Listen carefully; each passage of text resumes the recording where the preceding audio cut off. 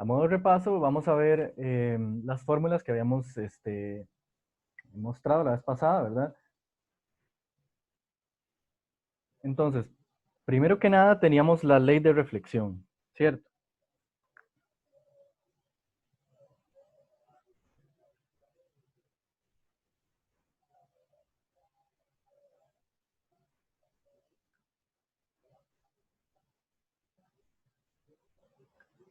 Ok, la ley de reflexión lo único que decía era que, ¿verdad? Teníamos un rayo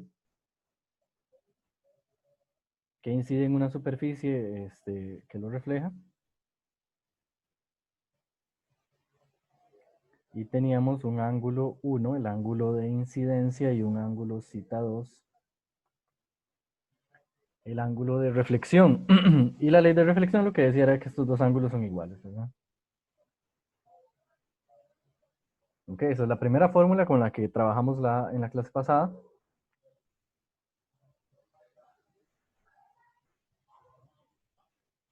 Luego vimos un poco sobre espejos, ¿verdad?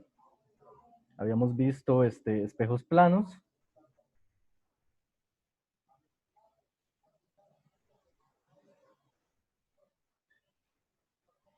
donde aparte de resultados importantes como el hecho de que la distancia a la que se genera la imagen es la misma a la que está el objeto que la genera, pero hacia atrás del espejo, teníamos también una fórmula que definía lo que se conoce como el aumento, que era h sub i sobre h sub o, es decir, la altura de la imagen dividida entre la altura del objeto. Ok. Luego vimos espejos esféricos, en especial un caso particular que se llama espejos cóncavos.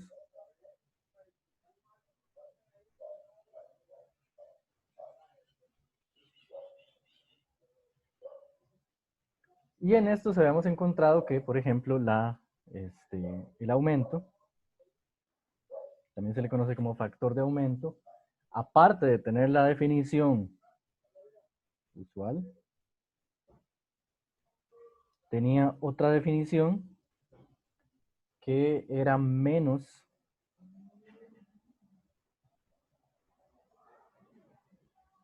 DI sobre DO, donde DI y DO son las distancias a las que están la imagen y el objeto medidas a partir de la superficie del espejo. ¿Ok? Entonces, rápidamente, tenemos el espejo, el eje principal. Tenemos el eje principal y, por ejemplo, teníamos que podíamos colocar un objeto acá y su imagen iba a quedar en algún lugar frente o detrás del espejo. Y aquí es importante una cosa, aquí es importante definir a qué nos referimos cuando decimos que hay algo al frente del objeto y hay algo detrás del objeto. Lo que determina el frente y la parte de atrás de un espejo es la posición del objeto que va a reflejar una imagen. ¿Sí?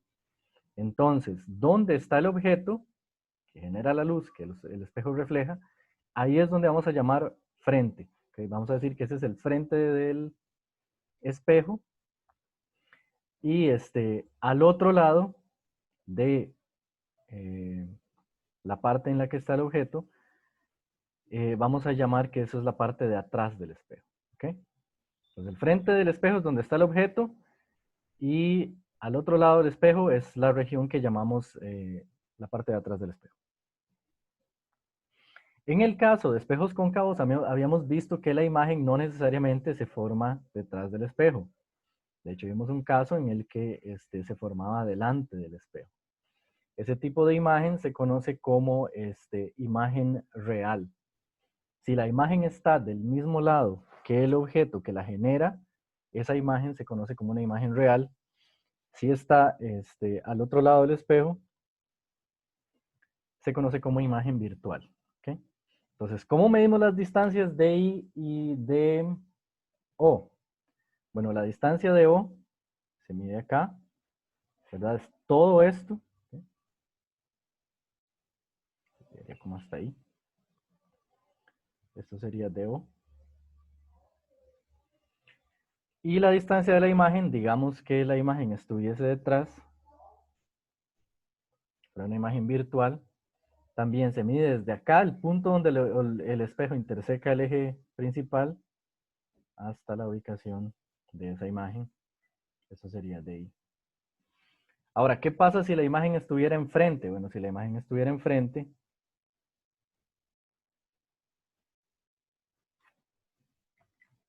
ok, voy a colocar mi objeto acá. Voy a colocar la imagen acá.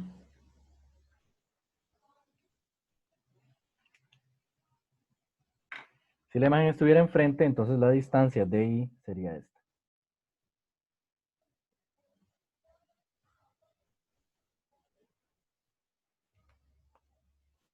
Ok, hasta ahí está claro.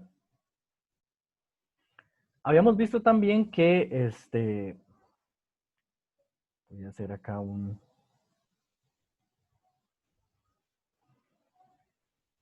esquema más.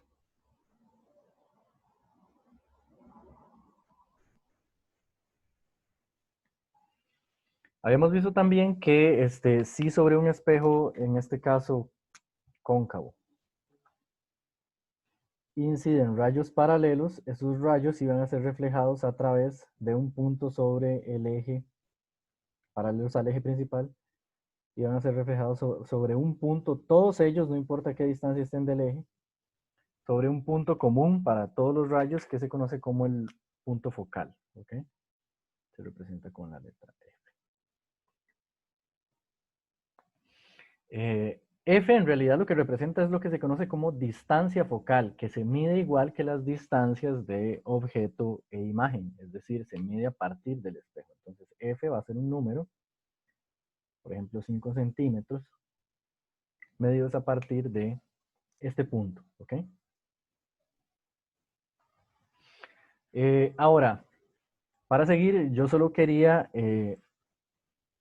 mostrarles que hay lo que se conoce como una convención de signos.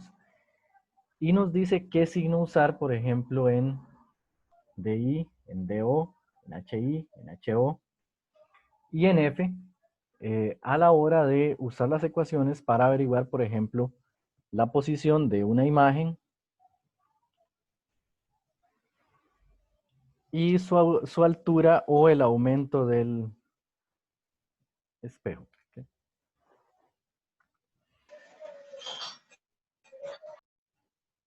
Entonces, vamos a seguir con eso. ¿Ok? Vamos a explicar cómo se usan los signos positivo o negativo para los números que obtenemos usando las ecuaciones del espejo. Bueno, antes de eso sí me gustaría recordar que había otra ecuación que es muy importante para la distancia focal, que era 1 entre f es igual a 1 entre do más 1 entre di. Ok, entonces a la hora de usar esta ecuación, nos va a interesar también saber qué signo hay que ponerle a f, qué signo hay que ponerle a do, qué signo hay que ponerle a di, etc. Ok, entonces para hablar de esto tal vez es útil especificar que en el caso de espejos esféricos vamos a tener dos tipos.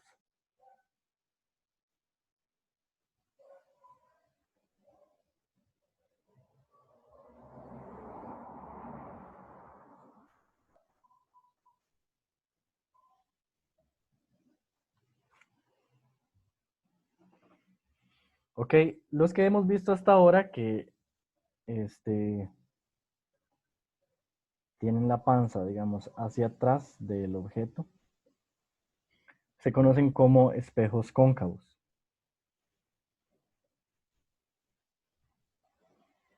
Y también hay, podríamos tener una superficie que refleje la luz, pero que tenga la pancilla en la otra dirección. Esto se conoce como espejos convexos.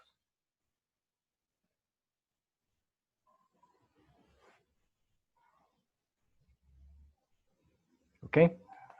En un momento vamos a ver bien los detalles de los espejos convexos. Vamos a ver que es más o menos lo mismo que hemos hecho para los cóncavos, pero se comportan un poco, el resultado es un poco diferente. ¿Ok? Ok, entonces, comencemos con la convención de signos.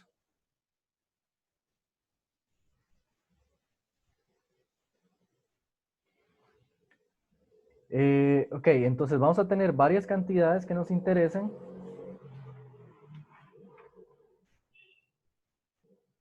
La primera de ellas va a ser la distancia del objeto.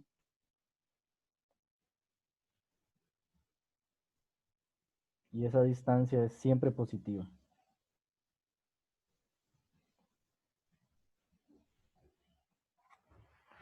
¿Ok? Entonces, esa cantidad, siempre que veamos el dato en el problema, digamos hay un objeto a 13 centímetros de un espejo cóncavo, ese 13 va en cualquier fórmula con el signo positivo. Eh, Similarmente, vamos a tener la altura del objeto, que también es positiva. ¿Ok? Ahora, en lo que hay que tener cuidado va a ser en la distancia de la imagen.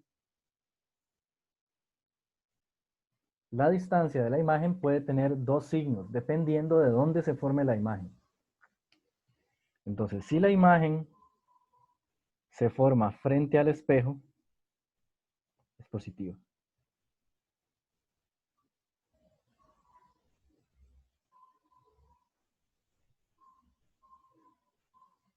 Recordemos que esto se conocía como una imagen real. Ok, si la imagen se forma detrás del espejo,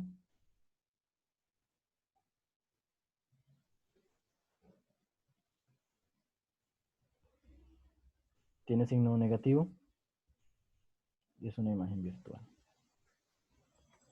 Ah, ok. Ahí.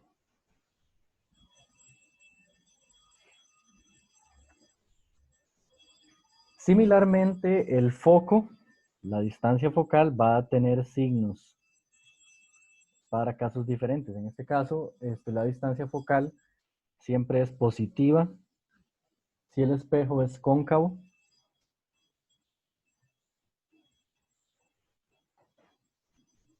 y es negativa para espejos convexos.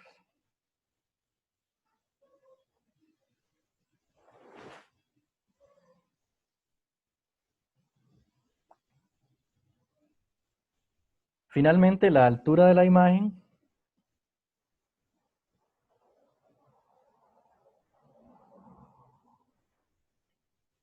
va a ser positiva si la imagen del objeto está derecha, es decir, si tiene la misma orientación que tiene el objeto que está siendo reflejado. No confundan esto con la dirección derecha, ¿verdad? Y va a tener signo negativo si la imagen está invertida.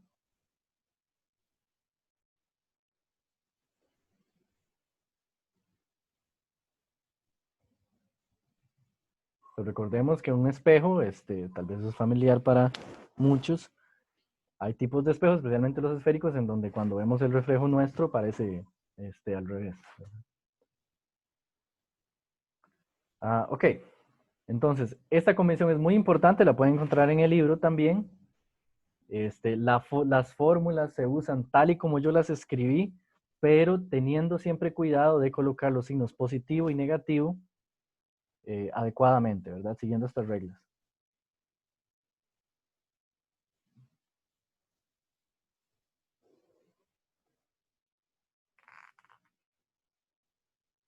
Ok.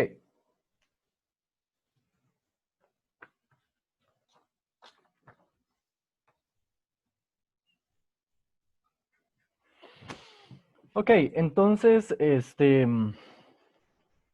para el caso de espejos convexos, se siguen las mismas fórmulas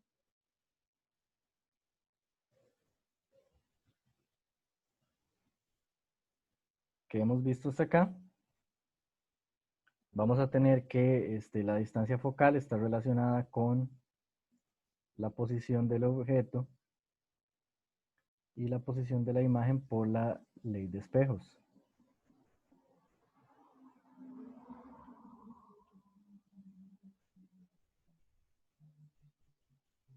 Y vamos a tener también que el aumento va a ser igual a menos de I sobre D. Es importante tal vez recalcar que este menos acá siempre lo escribimos, ¿ok? Independientemente del signo que esto tenga. Por ejemplo, si la imagen está detrás del espejo, DI va a tener signo negativo. Y entonces vamos a tener un número negativo multiplicado por este menos, va a dar positivo acá, y en total el aumento va a dar un número positivo, ¿ok? Pues el aumento es positivo, de hecho, para imágenes virtuales, y va a ser negativo para imágenes, reales, las que están frente al espejo. Habíamos visto también en los espejos que si son esféricos,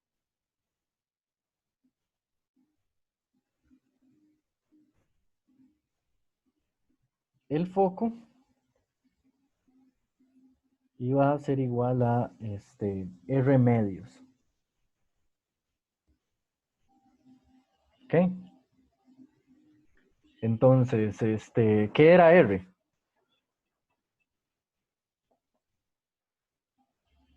R era el punto, ok, veamos si tenemos el espejo acá. El punto sobre el eje principal, ¿verdad? La distancia entre el espejo y ese punto, que correspondería al radio de la esfera de la que es parte del espejo. Es decir, completamos el círculo acá imaginariamente y ese círculo va a tener radio R. ¿Ok? Entonces es el radio de curvatura del espejo, de hecho, se llama. Ok. Entonces, habíamos visto reglas para construir diagramas de rayos para tener más o menos una idea de dónde se forma la imagen de un objeto colocado frente a un espejo esférico. Veamos el caso de los espejos convexos. De una vez refrescamos esa construcción, ¿verdad? Okay.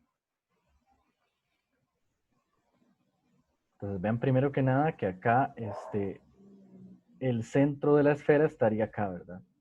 Okay. Este es el punto C y el punto C está a una distancia R de la superficie del espejo. No voy a escribirlo ahí para no llenar el diagrama de cosas. Ok. Entonces, si esto es R, recordemos que conocemos inmediatamente la distancia focal, ¿verdad? ¿Dónde va a estar el foco? Si aquí está el centro de la esfera, ¿dónde estaría el foco? En la mitad. En la mitad, sí. El foco estaría acá, ¿verdad? En la mitad de un radio. ¿Okay?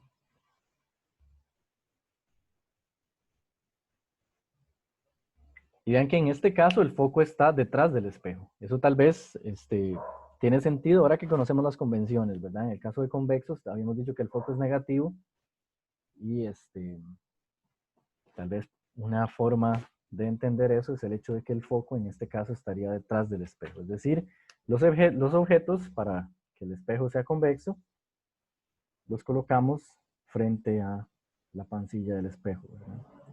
Vamos a colocar un objeto acá. Profe, en la fórmula de la distancia focal, ¿qué es lo que hay abajo de la R? Medios, es un 2. Ah, ok, es que no lo vi. Es por eso que el compañero dijo que aquí esto va en la mitad, es la mitad de un radio, ahí va F. Ok.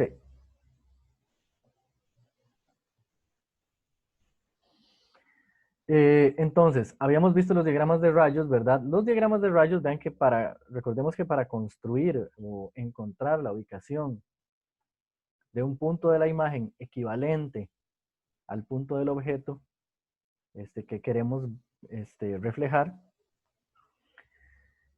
teníamos que trazar dos rayos, ¿cierto? Tenemos que trazar dos rayos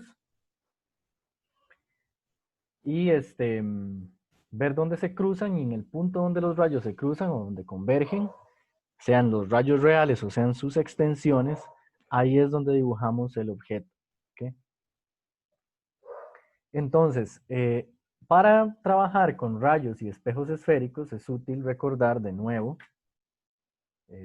voy a tratar de hacer un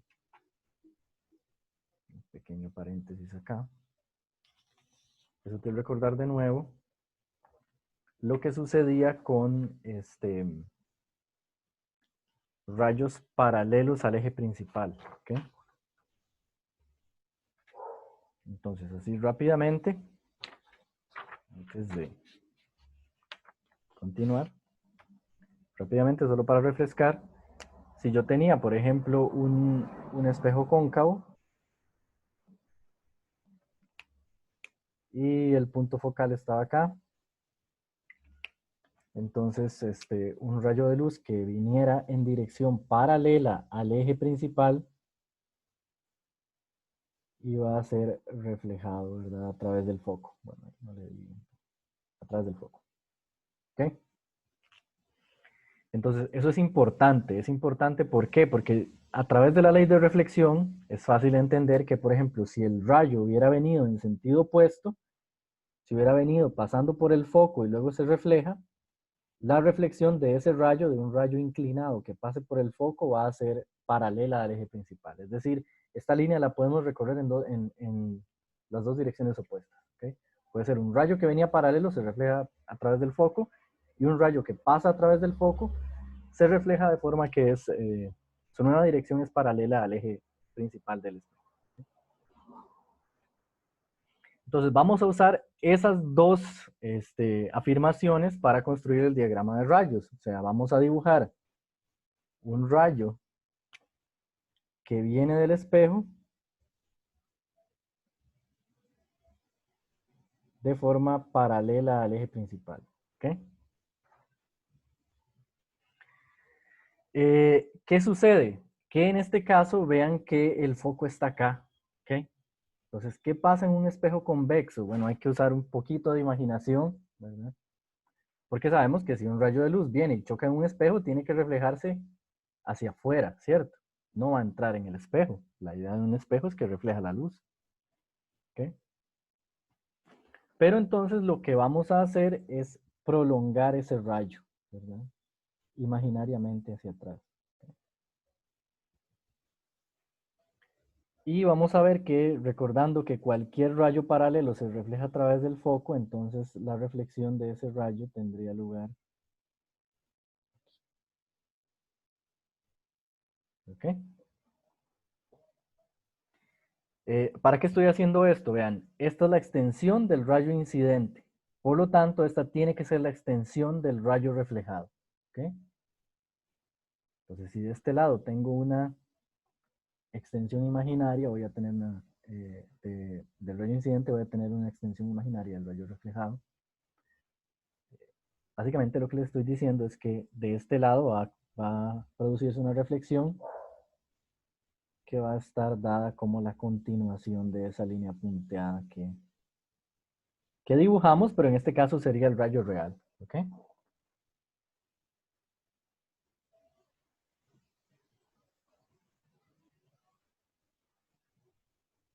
¿Está claro hasta ahí? Sí. Sí.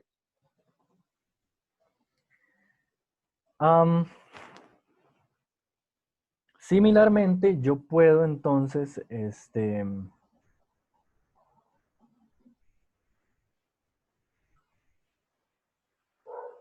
tirar un rayo real a partir del mismo punto que quiero reproducir ahora como imagen, calculando que ese rayo, si pudiera atravesar el espejo, pasara por el foco. ¿Ok?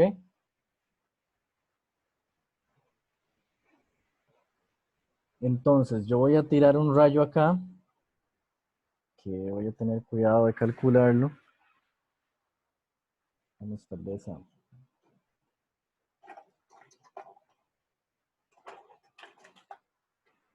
hacerlo con una regla.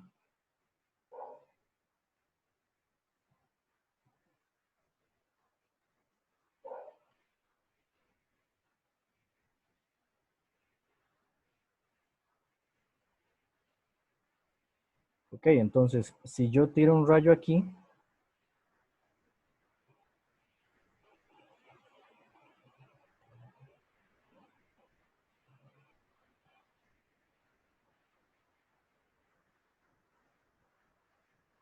eh, ¿hacia dónde se va a reflejar ese rayo?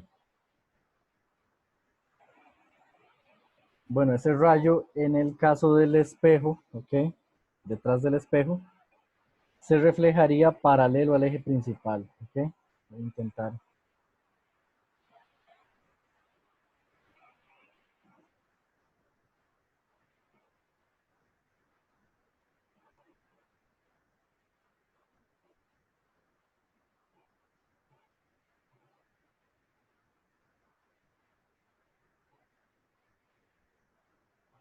Ok, vean que esa es una línea paralela al eje principal, ¿ok?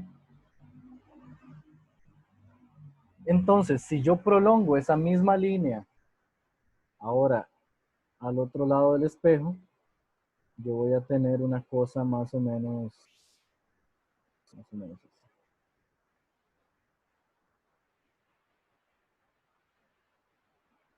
Ok, ahora se cargó un poquito la imagen, pero podemos ver qué está pasando.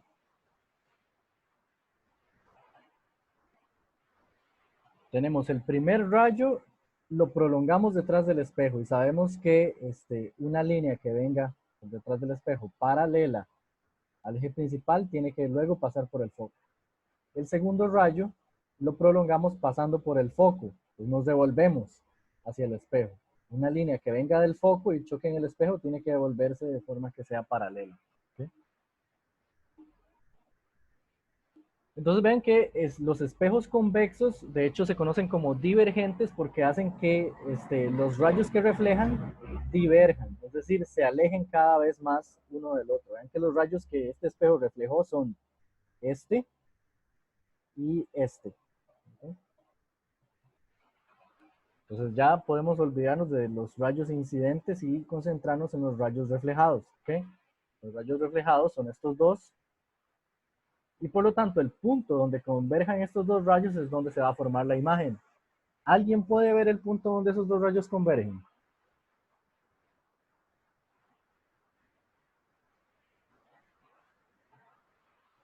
No tenemos idea. Bueno, entonces vamos a trabajar como estos rayos de este lado divergen, es decir, se alejan cada vez más uno del otro. Tenemos que concentrarnos de nuevo en la región en la que convergen, que estaría al otro lado del espejo. ¿Okay? Entonces,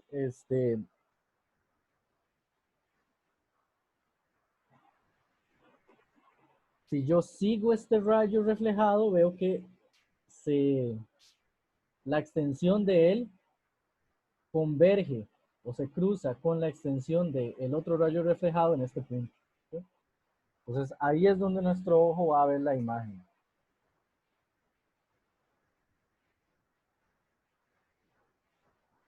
Pues la imagen se va a ver más o menos así. Vean que en este caso el espejo convexo no solo está creando una imagen virtual, ¿verdad? Una imagen que parece estar del otro lado de la superficie del espejo, sino que está reducida esa imagen. Si nosotros calculamos el aumento acá, el aumento va a dar, tiene que dar menor que 1. ¿Okay? Es importante de m. Si m es menor que 1, el objeto se ve más pequeño. El valor absoluto de m, ¿verdad? El signo solo dice si está invertida o no, pero el número, si el número es menor que 1, el objeto va a estar reducido, va a estar encogido. Si m es mayor que 1, el objeto va a estar aumentado, ¿no? Ok, entonces vean, en este caso m tiene que ser menor que, el valor absoluto de m tiene que ser menor que 1. Ahora, si nosotros vemos las distancias, vean que DO está acá y DI es esta de aquí, ¿cierto? Entonces vean que al dividir DI entre DO voy a obtener de hecho un número menor que 1. ¿Sí? Similarmente, si recordamos la convención de signos, voy a colocar acá rápidamente. Si recordamos la convención de signos, teníamos que para la imagen, si la imagen está detrás del espejo, es decir, al otro lado del objeto, es virtual y tiene signo negativo. Por lo tanto, el signo de M en este esquema sería un número negativo por menos 1 se hace positivo dividido entre otro positivo. ¿Okay? Entonces, el aumento va a ser menor que 1, pero positivo. O sea, un número entre 0 y 1. Y esto nos dice que la imagen que se forma tiene que ser derecha, es decir, tiene que estar al derecho y no invertida. ¿Okay? Y vean que en el esquema nos obtenemos eso también. Tenemos una imagen que no está de cabeza, pero está reducida con respecto al tamaño de la imagen original. Entonces, ¿qué pasa en los problemas? En los problemas vamos a tener situaciones como esta y, por ejemplo, podrían decirnos, ok, la distancia de la imagen es esta, la distancia del objeto es esta. ¿Cuál es el tamaño del objeto? Si el tamaño de la imagen es tal. ¿No? Pues recordemos que estas dos fórmulas son siempre válidas.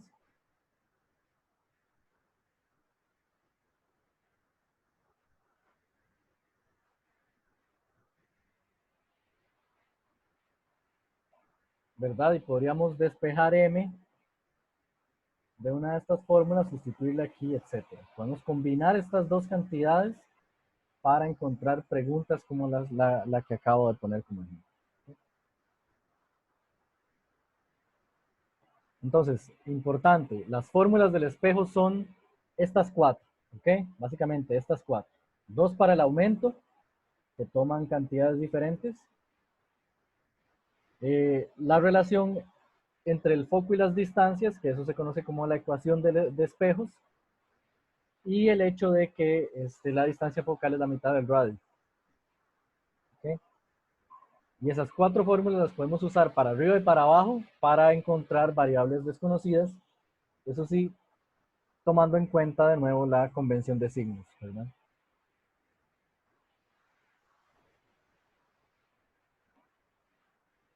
Ok, ¿estamos claros hasta ahí? Sí. Sí, profe. Ok, gracias. Ok. Entonces, ahora, con esto vamos a salir del tema de espejos hasta el final de la clase, que vamos a hacer unos ejercicios. Yo voy a seguir con el otro tema, ¿verdad? Rápidamente, un resumen. ¿Qué es lo que se conoce como refracción? ¿Sí?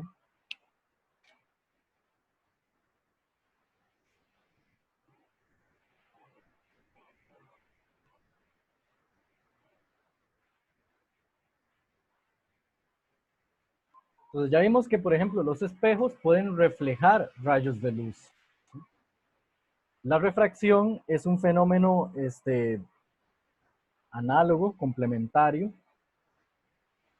en el cual ciertos materiales transmiten rayos de luz. Entonces la refracción, básicamente, el esquema usual de un fenómeno de refracción va a ser esto. Imagínense, por ejemplo, que aquí tengo la superficie de un lente o un vidrio, ¿okay? De una ventana. Entonces aquí yo tengo el interior del vidrio, voy a exagerar esto, ¿verdad? Todo esto es vidrio, todo esto va a ser aire.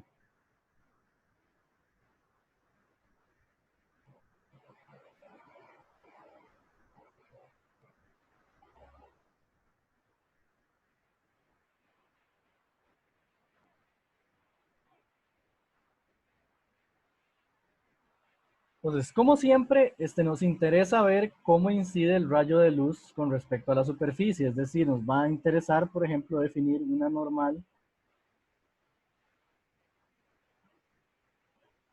a ese vidrio. Entonces, lo que va a pasar acá es que si yo tengo un rayo de luz que viene, por ejemplo, en esta dirección, ese rayo puede ser transmitido a través del vidrio, pero va a cambiar un poco su dirección. ¿Ok? Eso es lo que se conoce como refracción de la luz. Cuando un rayo de luz se desvía por entrar a un medio diferente. Ok, entonces, si recordamos de la reflexión, habíamos definido los ángulos formados con la normal como ángulo incidente y ángulo reflejado. En este caso no va a ser diferente, vamos a tener un ángulo acá, ok, que yo voy a llamar cita 1, es el ángulo incidente, y este va a ser el ángulo refractado, que voy a llamar cita 2. ¿Ok? Entonces, en principio, esos dos ángulos son diferentes.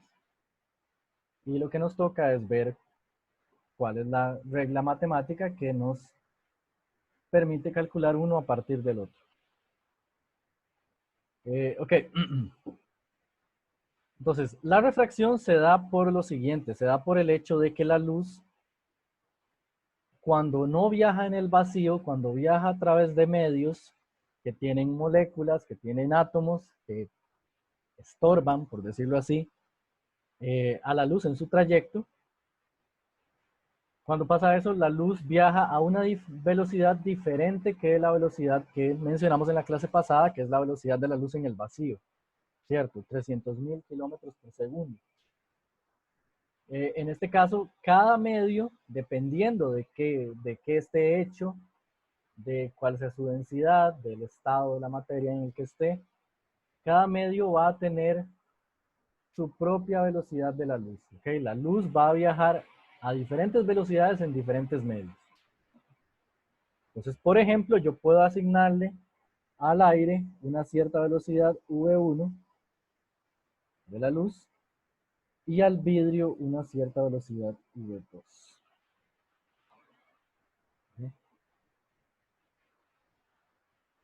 En general, para tratar los problemas de refracción no usamos las velocidades, sino que usamos lo que se conoce como el índice de refracción, que es construido a partir de las velocidades de la luz en los medios.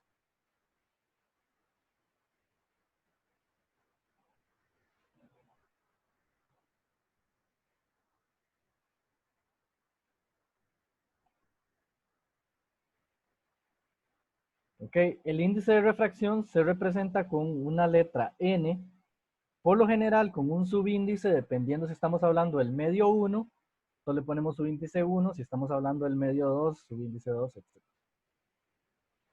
Entonces yo le voy a poner aquí un sub I, donde I puede ser 1, 2, 3, 4, etc. Está definido como la velocidad de la luz dividida entre la velocidad de la luz en el vacío dividida entre la velocidad de la luz en el medio. ¿Okay? Entonces, la velocidad de la luz en el vacío es la velocidad máxima que la luz puede tener. En cualquier medio, la velocidad se propaga a una velocidad menor o cuando mucho igual que c. Por lo tanto, vean que el índice de refracción siempre va a ser mayor o igual que 1. ¿Cierto? Es decir, si este número es menor que el resultado de la división es un número mayor que 1. ¿Ok? Entonces, el índice de refracción nos dice qué tan lento viaja la luz en ese medio, siendo que cuanto mayor sea el índice de refracción, más lento va a viajar la luz en ese medio. ¿Sí?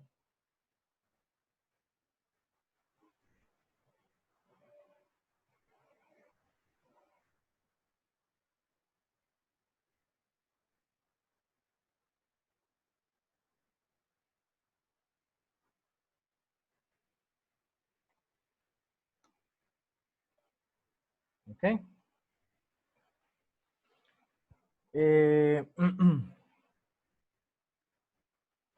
Entonces, ¿cuál es la ley que nos permite relacionar los ángulos ahora sí a partir de los diferentes medios? Ahora sabiendo que los medios tienen diferentes velocidades y esas velocidades se pueden caracterizar con un índice de refracción. Bueno, la ley se conoce como la ley de Snell. Profe, una pregunta, ¿qué significa la C de la fracción? Es la velocidad de la luz en el vacío, lo hemos visto en la clase pasada. C Ok, es la velocidad de la luz en el vacío.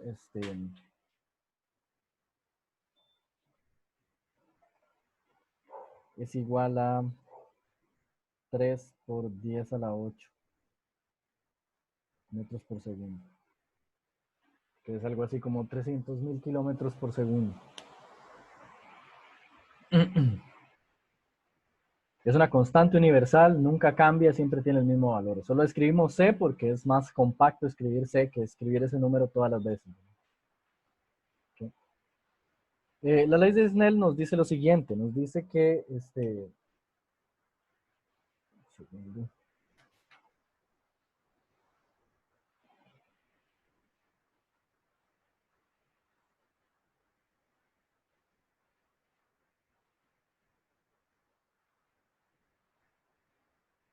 Nos dice, ay, hormigas aquí, la ley de Snell nos dice que N1 por el seno de cita 1 es igual a N2 por el seno de cita 2. Ok, entonces vean que esta es un poco más complicada que la ley de reflexión. Por ejemplo, si yo quiero averiguar cuánto vale cita 2, tengo que hacer varios pasos algebraicos, pero no son demasiado complicados, ¿no? Yo voy a necesitar hacer, por ejemplo, seno de cita 2 va a ser igual a N1 sobre N2.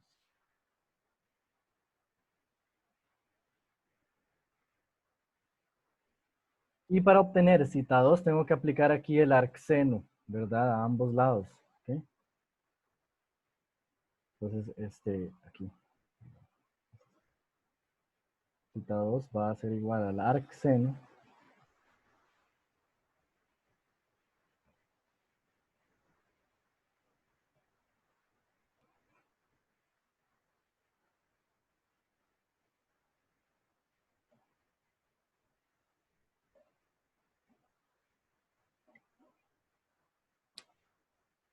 Si yo quisiera despejar cita 2, ¿verdad?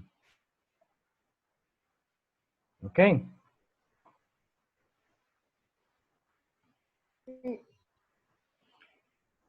Ok. Ya con esto, solo voy a hablar un poquito más del fenómeno de la refracción, que tiene otra propiedad importante, que es un cambio en la longitud de onda de la luz. Y a partir de ahí vamos a hacer unos ejercicios. ¿Está bien? Luego vamos a hablar un poquito de la parte de sólidos y terminaremos la clase. Entonces, bueno, primero que nada, vean que una cosa importante de la refracción es que si la luz se desvía, ¿verdad? Si la luz se desvía y hay alguien de este lado del vidrio, ¿okay?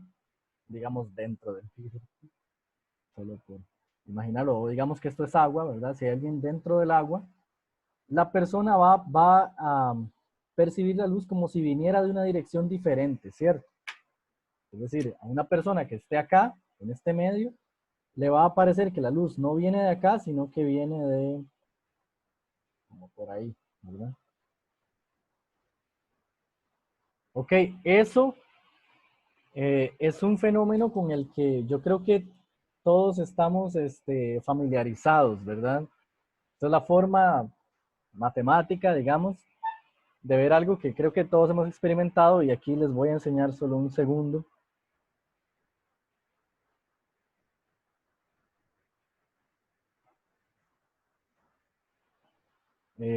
Ok,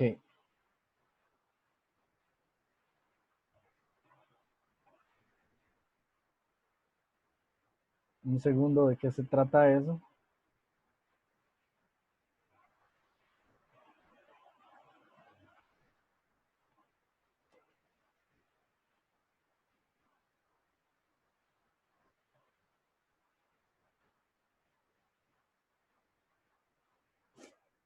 Disculpen, no sé, la computadora está teniendo un derrame.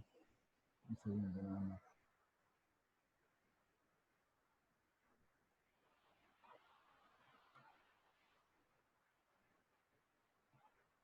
Ok.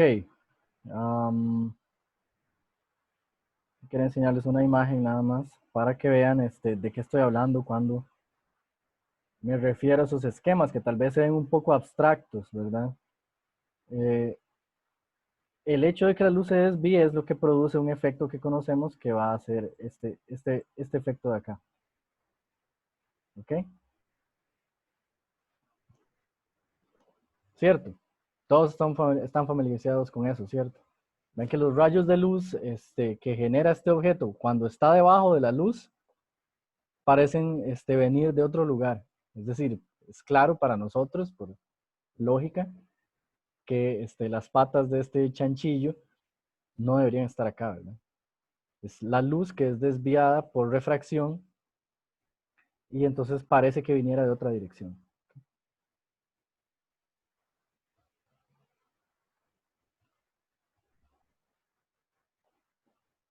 Ok, eso es básicamente lo que me interesa que se imaginen cuando yo les enseño ese esquema.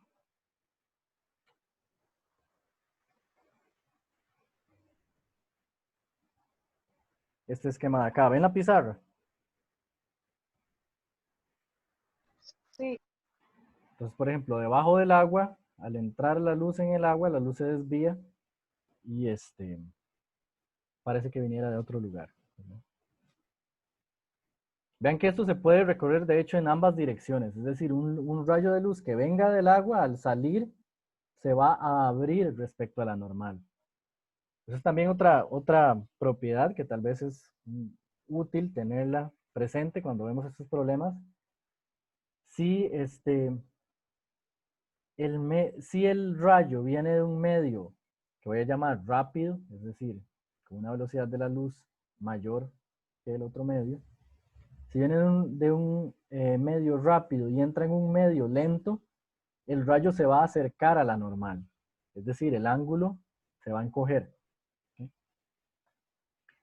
Si viene de un medio lento y pasa a un medio rápido, el ángulo se va a abrir y el rayo se va a alejar de la normal. Ok.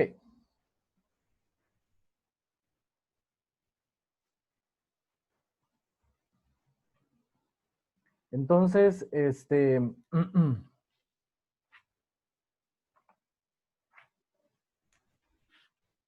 una última cosa que quiero demostrar acá va a ser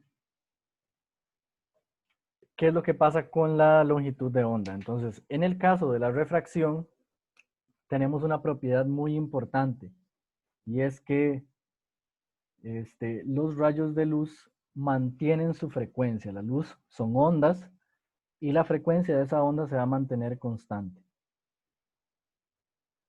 cuando la luz pasa de un medio a otro.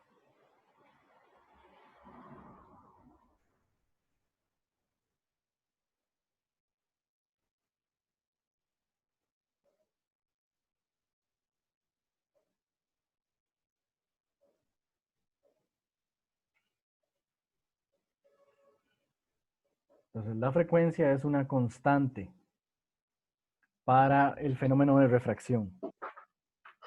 Ok, aquí voy a usar Fs, ¿verdad? Y quiero que no las confundan con la F de punto focal. Estamos totalmente en otra área en este momento. ¿Okay? ¿En qué punto focal hablamos de eso cuando había espejos esféricos? Ahora estamos hablando otra vez de superficies planas, pero que no reflejan, sino que refractan. Ok. Entonces, para probar esto, yo quiero recordarles a ustedes que habíamos visto en la clase de ondas que si yo multiplico la frecuencia con la longitud de onda, obtengo la velocidad de la onda en ese medio. ¿Okay? Entonces, yo puedo decir que la frecuencia es igual a la velocidad dividido entre lambda. Ahora, yo vi una definición acá vi una definición de la velocidad en términos de el coeficiente de refracción. Recordemos que el coeficiente era C sobre V. ¿Ok? Entonces voy a usar esas expresiones para probar qué es lo que pasa con la longitud de onda. Pues supongamos que yo tengo un medio, F1, y entonces en ese medio yo voy a tener que la frecuencia, un medio 1, voy a tener que la frecuencia F1 es igual a la velocidad dividida entre la longitud de onda de la luz en ese medio. ¿Ok? Ahora, yo puedo despejar V de esta fórmula siempre, ¿verdad? Entonces yo puedo de hecho escribir que V es igual a C sobre N. Y lo puedo traer acá. Entonces yo puedo decir que F1 es igual a C sobre N1, es decir, el coeficiente de refracción de ese medio dividido entre la longitud de onda.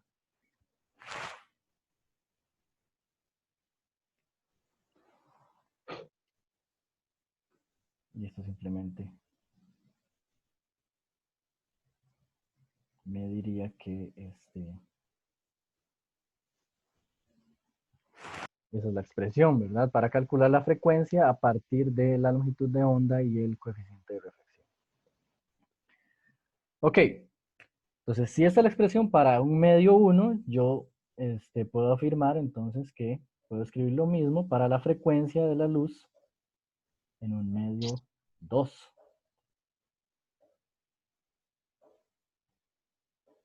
Con coeficiente de refracción 2 y otra longitud de onda. Ahora, esto es importante, tal vez voy a hacer el esquema rápido, ¿verdad? Aquí yo tengo un medio N1 con coeficiente de 1, aquí tengo un medio con coeficiente de N2. Entonces yo lo que quiero ver es que si viene este rayo de luz, que en realidad es una onda, vamos a ver otra parte del curso, y pasa de una superficie a otra, de un medio al otro, ¿cómo se relacionan las longitudes de onda? Porque dijimos al comienzo que las frecuencias tienen que mantenerse constantes. Es decir, si este rayo tiene cierta frecuencia acá, tiene que tener la misma del otro lado. ¿Okay? Entonces, ¿qué es lo que quiere decir esa afirmación? Esa afirmación quiere decir básicamente que F1 tiene que ser igual a F2. ¿Ok?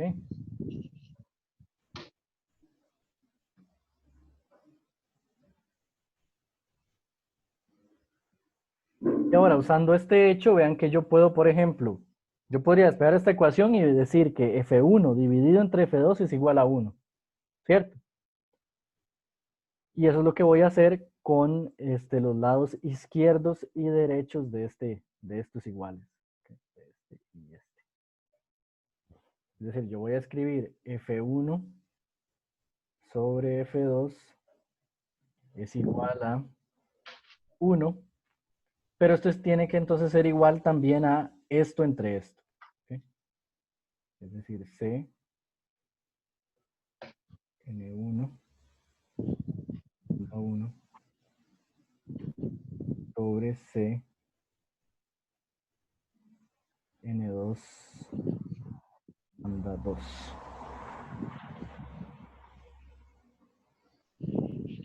¿Hasta ahí todo bien? Ven que lo único que hice fue usar la definición de frecuencia y sustituir en esa definición la velocidad por la relación entre la velocidad y el coeficiente de refracción. ¿Ok? Ok. Entonces, si yo trabajo esa expresión ahí, vamos a ver hasta dónde llega esto. Yo voy a obtener que 1 es igual a N2 lambda 2 sobre N1 lambda 1.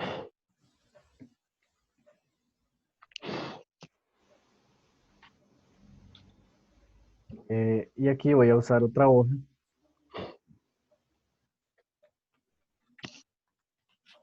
Quiero recargar mucho eso.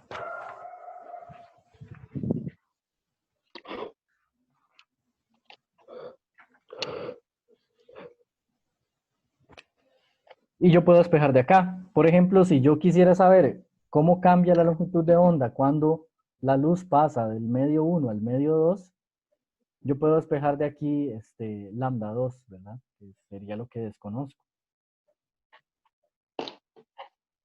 Lambda 2, entonces va a ser igual a N1 sobre N2 por lambda 2. ¿Ok? Y entonces esto es lo que pasa con la longitud de onda. La frecuencia se mantiene constante al pasar la luz de un medio al otro, pero la longitud de onda va a cambiar. Ahora, recordemos que cuanto mayor sea el coeficiente de refracción, menor va a ser la velocidad de la luz en ese medio. Entonces supongamos que esto que vemos acá es luz pasando del aire al agua, entrando del aire a una superficie con agua, ¿verdad? Aquí puse la interfaz vertical, pero esto se cumple también si esto lo dibujara horizontal. ¿Okay? De aire a agua. Entonces, en el aire, la velocidad de la luz es máxima. Es decir, la velocidad de la luz en el aire es casi igual, y para nuestros fines va a ser igual que la velocidad de la luz en el vacío. Es decir, de hecho, el n del aire es igual a 1. Recuerden que cuanto mayor sea n, más lenta es la luz en el medio, ¿ok? Y n puede ser siempre mayor o igual que 1. Entonces, el valor menor que puede tener n es 1, y eso quiere decir que ahí la velocidad de la luz es la máxima que puede tener. Ok. Entonces, por ejemplo, si este rayo de luz pasa de aire a agua, N1 va a ser menor que N2. ¿Okay? N1 es menor que N2. Por lo tanto, esta fracción va a ser menor que 1. Y eso va a hacer que cualquiera que sea el valor de lambda 1, de la longitud de onda de la luz, cuando viajaba en el aire, yo tengo que reducirlo, es decir, multiplicarlo por un número menor que 1 para obtener lambda 2. ¿Qué pasó con la longitud de la onda de la luz en ese caso? ¿Aumentó o disminuyó?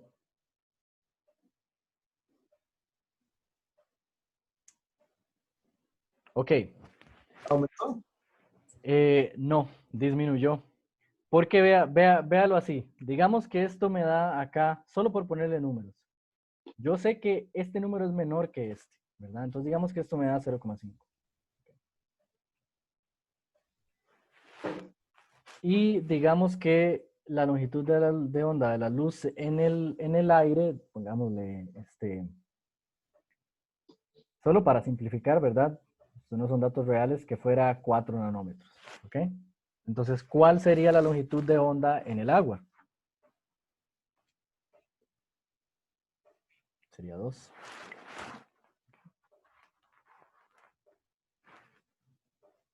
¿Cierto?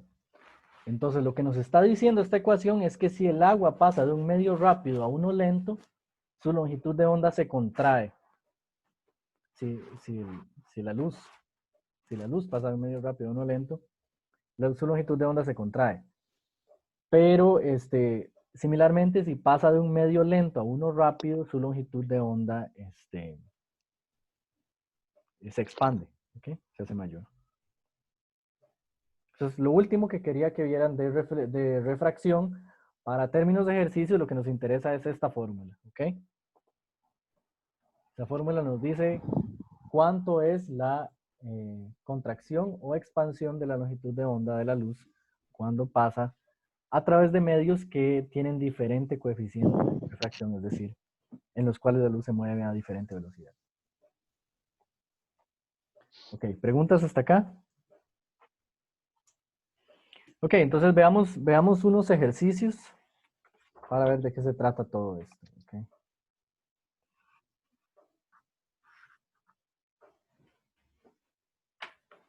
Yo tengo unos acá.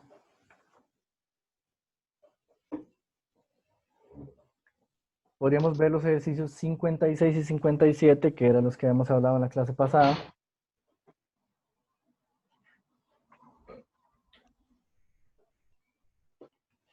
Quiero mostrárselos primero acá.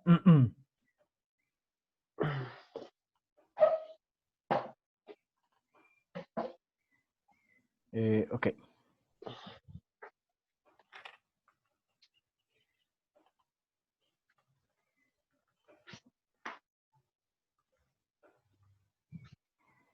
Entonces los ejercicios 56 y 57 están acá. Voy a hacerlo un poquito más grande esto.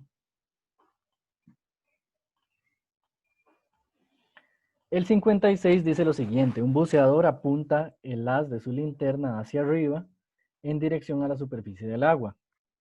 Describa lo que sucede cuando el haz de la linterna incide sobre la superficie del agua con los siguientes ángulos, medidos con respecto a la normal.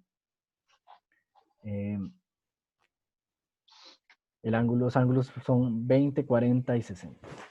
¿Okay? Entonces, lo primero para resolver estos ejercicios es siempre hacer un esquema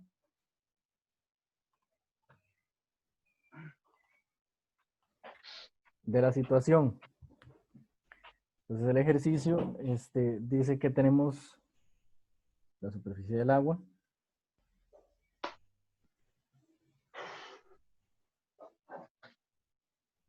Ok, y tenemos un buceador acá.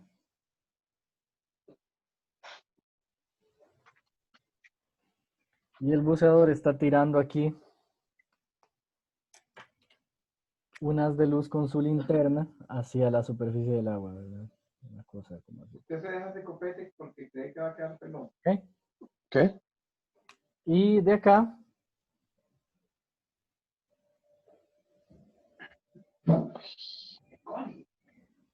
vamos a dibujar la normal y solo una observación al compañero que habló hace poco, dejó el micrófono abierto.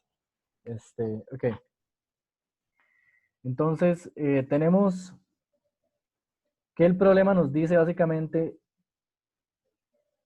el valor de ese ángulo. ¿Ok?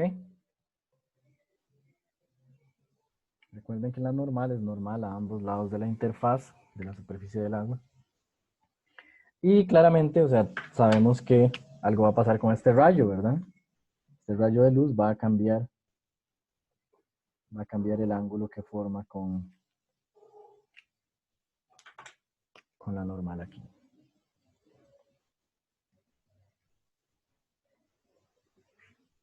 Entonces, la pregunta del ejercicio es esta. Entonces, nos dan varios casos, yo solo voy a hacer uno porque los otros son iguales. ¿Okay? Dice ángulo de 20, de 40 o de 60.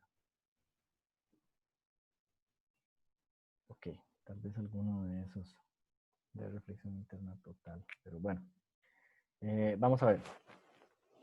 Entonces, voy a comenzar con el ángulo de 40. Ok, entonces lo que nos dicen es primero que este ángulo es 40. ¿Cuánto vale ese otro? ¿Cómo resolvemos este ejercicio? Con la ley de Snell. Con la ley de Snell, sí. Ahora, vean que para esto necesitamos los valores de los coeficientes de refracción. ¿Ok? Entonces, yo sé que aquí hay aire, ¿verdad? Entonces aquí va N aire y este sería N agua. ¿Ok? Ahora, ¿cuánto vale N aire? Bueno, N aire es 1, porque en el aire la luz se mueve a la misma velocidad que en el vacío, ¿verdad? Entonces, básicamente, esto sería, para que lo vean, quiero decir al revés. Esto sería C sobre la velocidad en el aire. ¿Okay? Pero decimos que la velocidad en el aire es igual a c, ¿cierto? Entonces, ¿qué sería c sobre c? Igual a 1. Coeficiente de refracción en el aire es 1. Ahora, lo que no conocemos es el coeficiente de refracción del agua, que eso es una tabla. Eso está tabulado, eso no se puede calcular. Se determina mediante experimentos. Es una tabla que aparece en el libro, ¿ok? Entonces, rápidamente.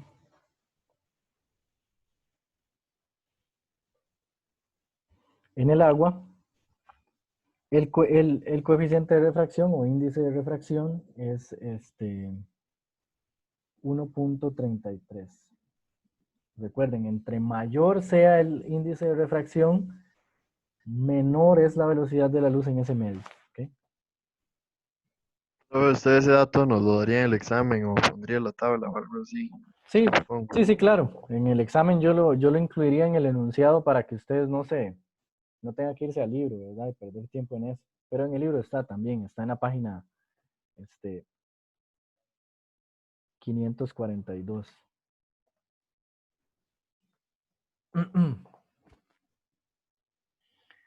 Ok, entonces la ley de Snell decía que N1 por el seno de zeta 1 es igual a N2 por el seno de zeta 2.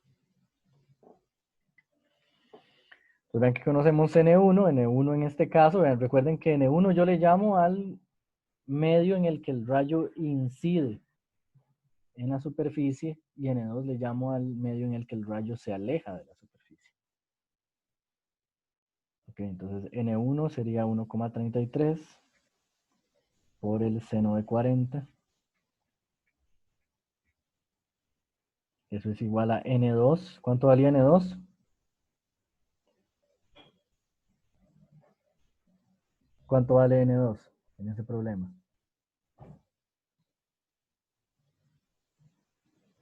Bueno, N2 es 1, es el aire. ¿Okay?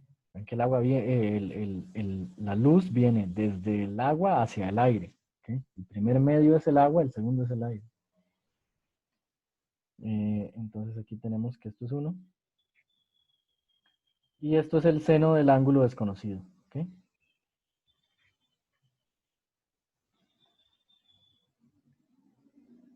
Entonces yo puedo despejar eso, puedo escribir que el seno de zeta es igual a todo esto entre 1.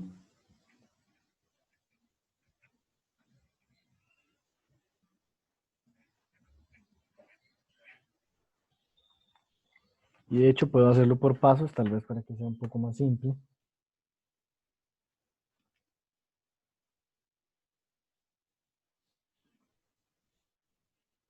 Eso daría 0.86.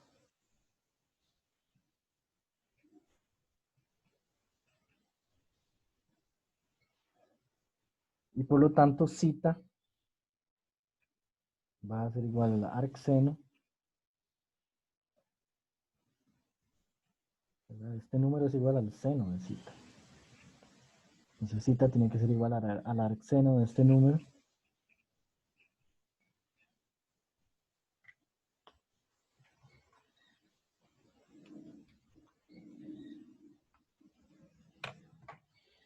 Y eso me da un ángulo de 58.8. ¿Ok?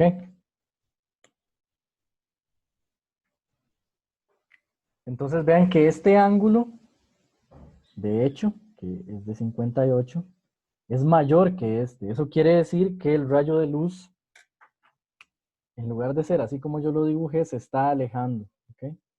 De la normal. Aquí lo dibujo bien exagerado, ¿verdad? Pero el rayo de luz real sería este de acá. ¿Ok?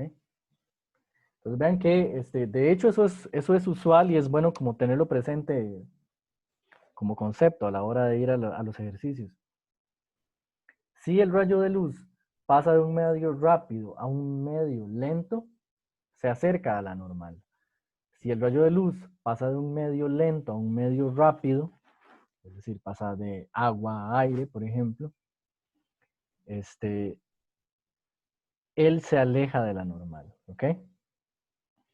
Entonces, vean una cosa, hay una cosa importante acá, y es el hecho de que para cierto ángulo acá, con el que yo tire la luz, como el rayo que sale tiene que irse abriendo, para cierto ángulo con que yo tire la luz incidente, este rayo puede salir paralelo a la superficie, ¿ok?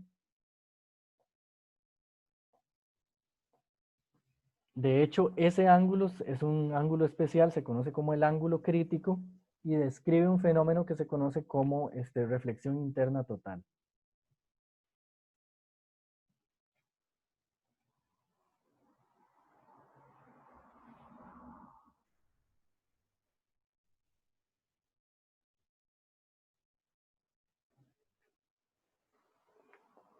Pues la reflexión interna total se da, primero, solo se puede dar pasando de un medio lento a uno rápido, ¿ok? Es decir, N1 tiene que ser mayor que N2, ¿ok? La luz siempre pasa de 1 a 2. Y recuerden que cuanto mayor sea el coeficiente o el índice de refracción, menor es la velocidad de la luz en ese medio. ¿Okay? Y entonces, de hecho, para reflexión interna total, yo podría decir, ok, va a haber un ángulo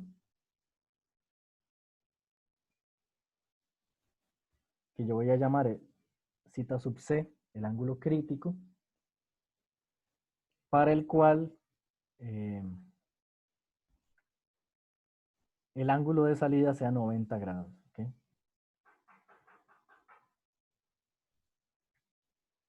Ahora, ¿cuánto es el seno de 90?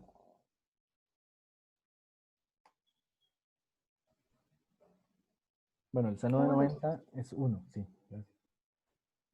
El seno de 90 es 1. Entonces, de hecho, yo puedo encontrar el seno del ángulo crítico. El seno del ángulo crítico está definido como N2 dividido entre N1. Es el cociente de los coeficientes o índices de refracción. Ahora, vean que este requerimiento ahora queda un poco tal vez más claro, ¿verdad? N1 tiene que ser mayor que N2. ¿Por qué? Porque si N1 es mayor que N2, esta división siempre da menos que 1. Ahora, si N1 fuera menor que N2, si N1 fuera menor que N2, entonces esta división va a dar un número mayor que 1.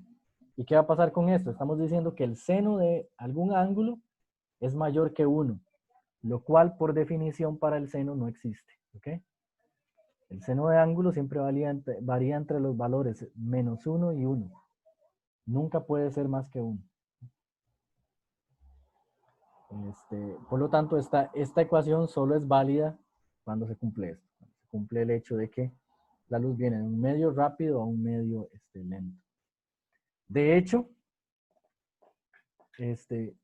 los cables de fibra óptica lo que usan es justo ese principio. ¿Okay? En un cable de fibra óptica lo que tenemos son dos capas, ¿verdad? Una capa, aquí estás viendo el cable, un corte a lo largo del cable. Una capa que es por la que viaja la luz y un recubrimiento de esa capa. Y estas dos capas tienen índices de refracciones diferentes. ¿Sí? Este va a tener N1 y este va a tener N2. N2 aquí también.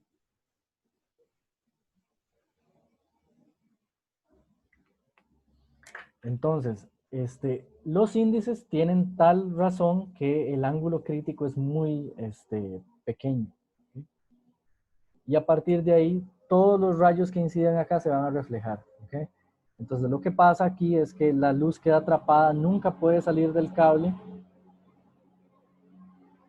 porque casi que cualquier ángulo con el que ella choque contra la interfaz entre el interior del cable y su recubrimiento es mayor que el ángulo crítico, y a partir de ahí la luz no se puede refractar. ¿Okay?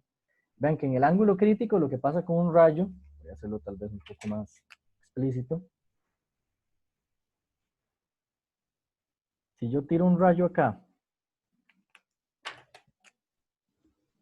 y ese rayo forma un ángulo justo igual al ángulo crítico, lo que va a pasar es que ese rayo va a mantenerse en la interfaz de la superficie, por ejemplo, del agua, lo cual quiere decir que la luz nunca va a salir del agua.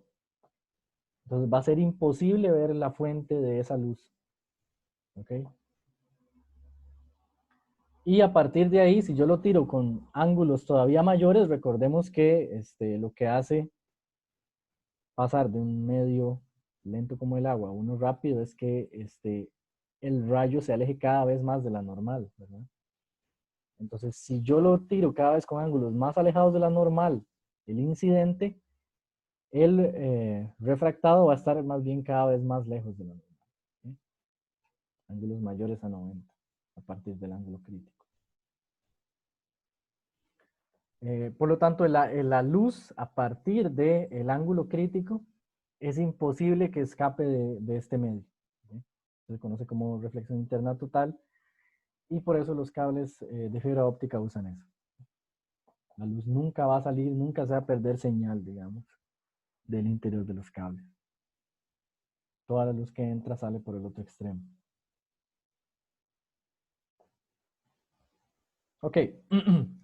¿Está claro el ejercicio? Esto es solo una nota al pie, digamos, pero ¿está claro el ejercicio? ¿Alguien tiene alguna pregunta? No, profe, todo bien. Ok. Ok. Entonces, veamos otro.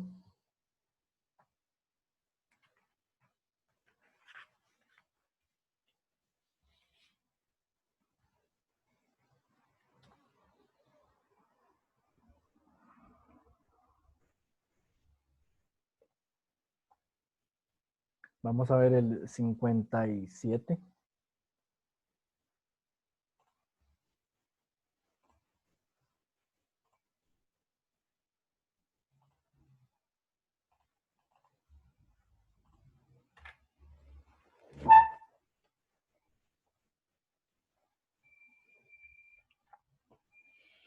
Ok, el 57 dice lo siguiente: estamos de pie en un estanque poco profundo con los ojos 0.52 metros por encima de la superficie.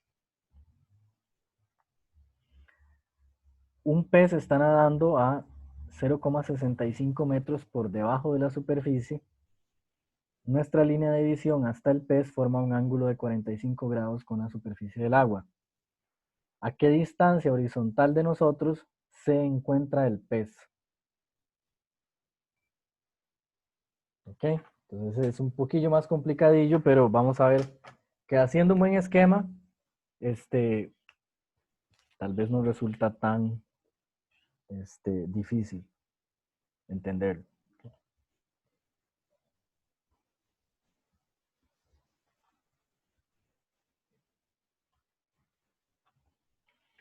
Ok, entonces lo primero que nos dice el problema es que estamos en un estanque, ¿verdad? Dibujemos el estanque, recordemos que lo importante acá va a ser la superficie del agua, ahí es donde tiene lugar la refracción. Estamos en un estanque, y el problema dice, estamos de pie en un estanque poco profundo con los ojos a 0.52 metros por encima de la superficie. Es decir, estamos aquí de pie.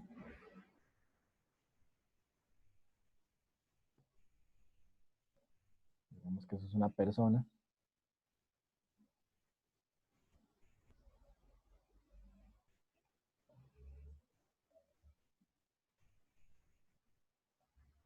¿Ok?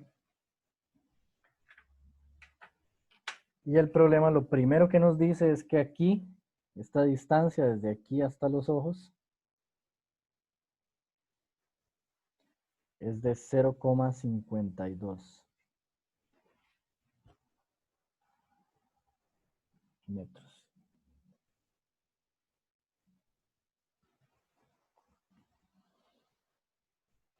Ok.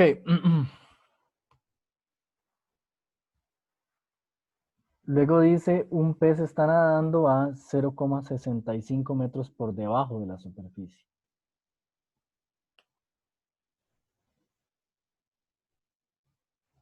Entonces, en algún punto hay un pez acá que está nadando a cierta distancia aquí por debajo de la superficie, que el problema dice que es 0,65. Bueno, es un poco mayor, bueno.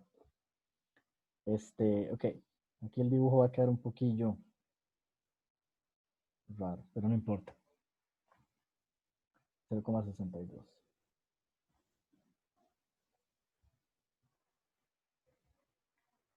Profe, ¿no es 0,65? 0,65, sí. Sí, 65, gracias. 0,65. Ok, y el problema dice que nuestra línea de visión hasta el pez forma un ángulo de 45 con la superficie del agua. Aquí es donde está la parte un poco engañosa del problema, la que tiene truco, que ellos están diciendo nuestra línea de visión. Entonces hay que recordar acá lo que había dicho yo sobre la visión antes. La visión extrapola el rayo que le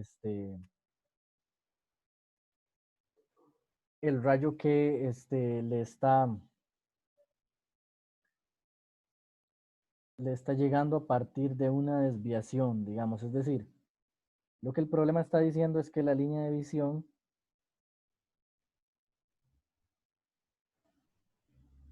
viene aquí.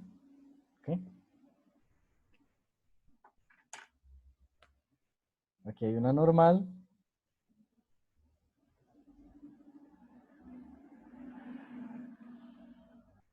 De hecho, puedo prolongarla hasta el otro lado.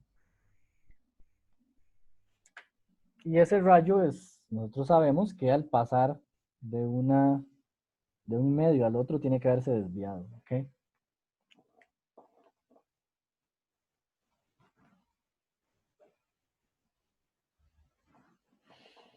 Ok. Entonces, ¿qué vamos a hacer? Lo que pregunta el problema es esta distancia. Vean que este problema no es nada trivial. ¿Okay? Lo que pregunta el problema es esta distancia. De aquí hasta aquí.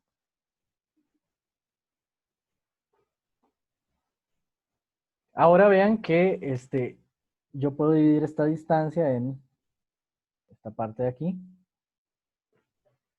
y la otra parte de allá. Ahora, esta distancia yo la puedo dibujar acá, ¿verdad? Que es lo que me preguntan, pero puedo calcularla tal vez aquí también.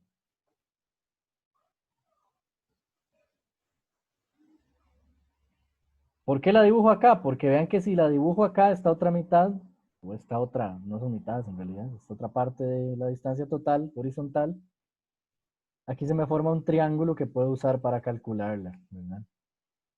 ¿Okay? Ese es como el truco inicial del problema. El resto es solo aplicar la ley de Snell. ¿Okay? Entonces, el estanque tiene agua. Recordemos que el coeficiente de refracción del agua era 1.33. Aquí puse n, esto se puede confundir, voy a poner n mayúscula. Aquí yo tengo que n es igual a 1,33 y aquí yo lo que tengo es aire, entonces n es igual a 1. Ok. Aquí yo voy, como la luz viene del pez hasta nuestros ojos, yo voy a poner que esto es cita 1 y aquí voy a poner que esto es cita 2. Entonces, ¿qué dice la ley de Snell? La ley de Snell dice que, por tanto, esto es N1 y esto es N2. La ley de Snell dice que N1 por el seno de cita 1 es igual a N2 por el seno de cita 2.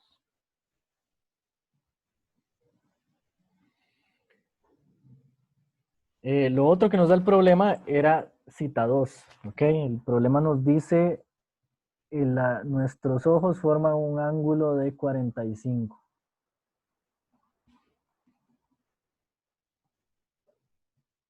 con la superficie del agua.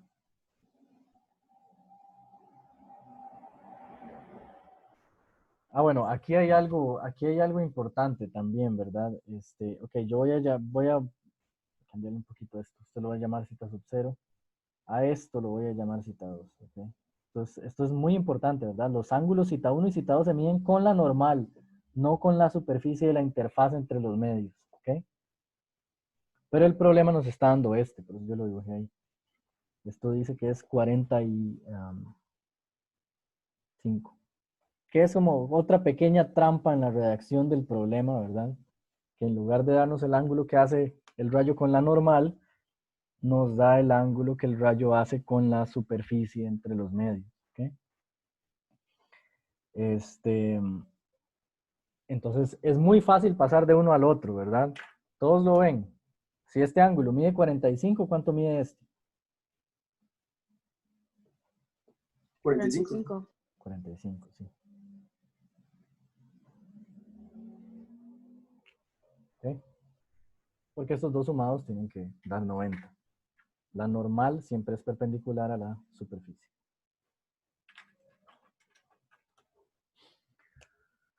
Ok. Entonces, lo primero que yo voy a hacer es averiguar cuánto vale cita 1. Ok. Entonces, yo tengo que cita 1, voy a hacerlo rápido, es el arcseno de N2 sobre N1.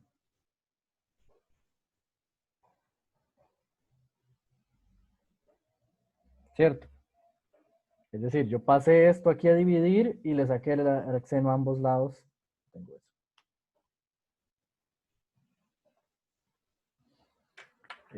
Ok. Y eso me va a dar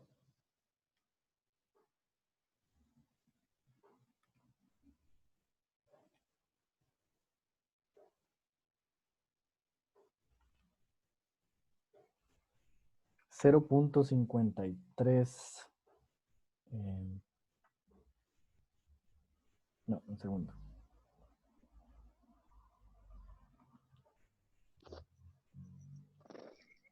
Da 32. ¿Ok?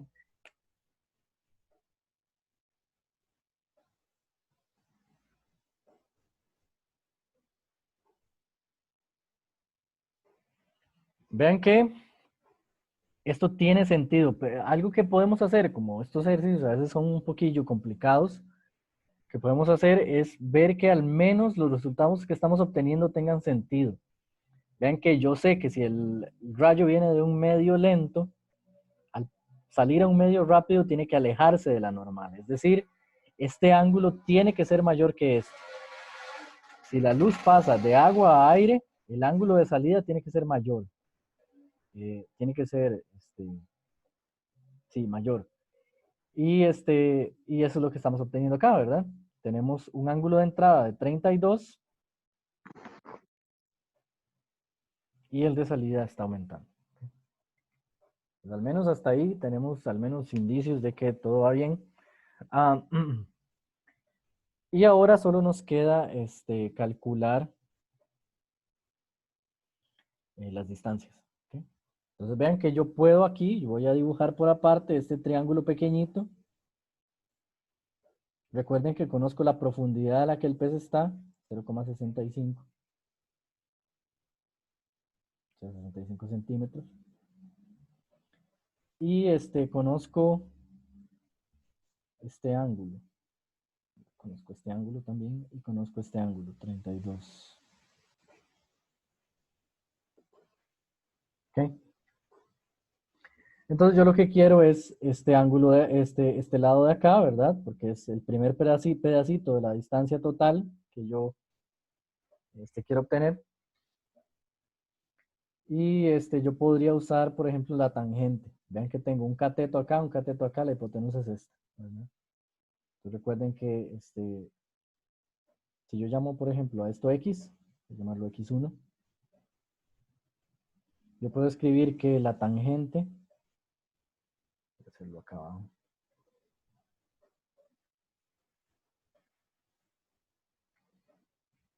tangente de 32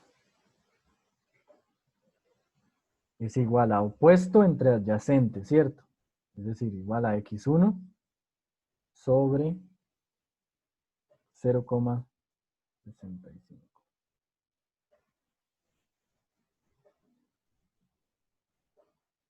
Ok, entonces x1 va a ser la tangente de 32 por 0,65.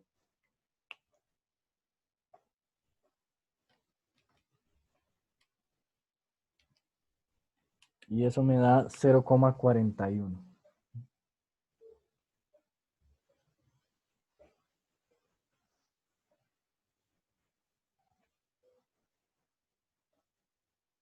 ¿Está claro hasta ahí?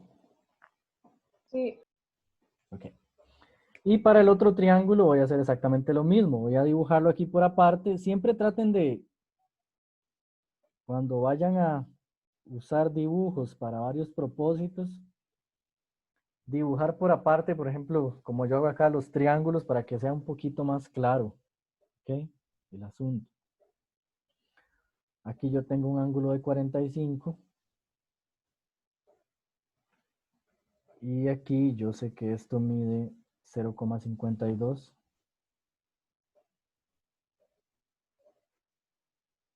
Esto es 90. Y yo lo que quiero es esta cosa de acá, que voy a llamar, esta distancia de acá la voy a llamar x2. Entonces, similarmente, yo puedo escribir que la tangente de 45 tiene que ser igual a 0,52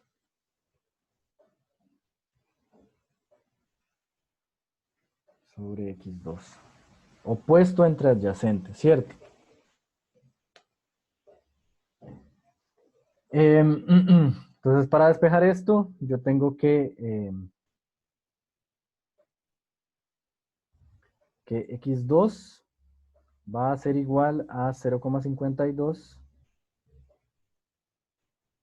sobre la tangente. Vean que si uno no ve bien, al hacer el primer paso asume que el segundo va a ser igual y hay que multiplicar estas dos cosas. Pero vean que en este caso la distancia desconocida estaba en el numerador y en este caso estaba en el denominador. Entonces el despeje es diferente, ¿verdad? Aquí esto es 45. Y esto me va a producir un valor de x2 que ya se los digo.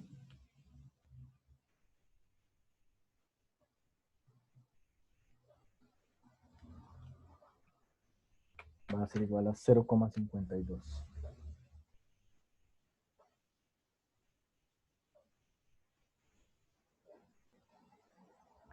Ok, entonces, ¿cuál es la distancia total? La distancia total es igual a x1 más x2. Y eso sería igual a 0,93 metros, 93 centímetros.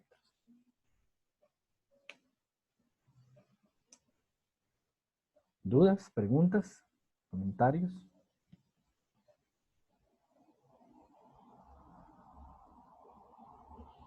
Ok. Ok, entonces, solo para cerrar la clase, vean, la parte de elasticidad la voy a dejar totalmente en la clase de Adrián, porque es bastante simple. Ustedes van a ver eso de estudiarlo en la clase es estudiar básicamente dos fórmulas y él ya tiene ejercicios resueltos y todo, entonces no creo que vaya a ser mucho problema para ustedes. Cualquier consulta la pueden hacer en la próxima sesión que vamos a tener, ¿verdad? Pero es para dedicarle ejercicios a esto que me parecen como más útil, ¿verdad? Son ejercicios un poco más difíciles que los de la otra. El otro tema. Ok.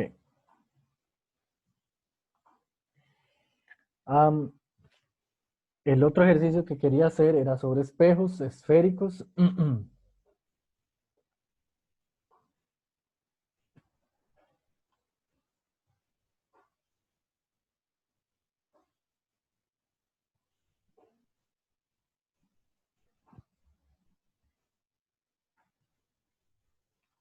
Un minuto.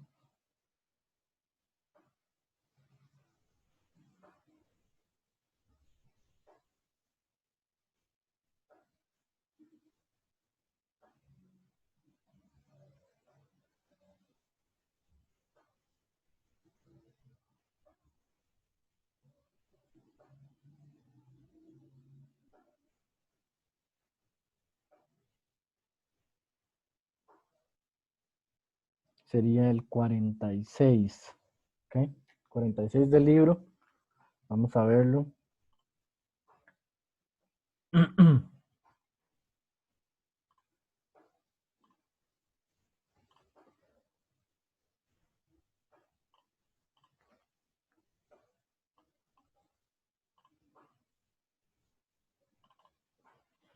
Ok, el 46